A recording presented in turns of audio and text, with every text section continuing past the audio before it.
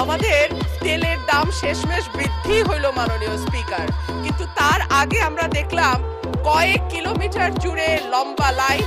আমরা দেখলাম মাঝরাত পর্যন্ত ড্রাইভাররা দাঁড়িয়ে আছে, তারা তেল পাচ্ছে না, কিন্তু সরকারের সেই ব্যাপারে কোনো হেলদোল নাই।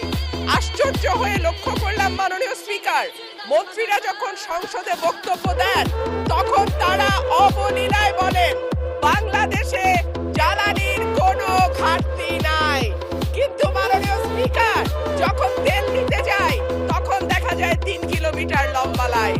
মাননীয় স্পিকার, সরকার সম্ভবত কিছু পদক্ষেপ গ্রহণ করবার ঘোষণা দিয়েছে।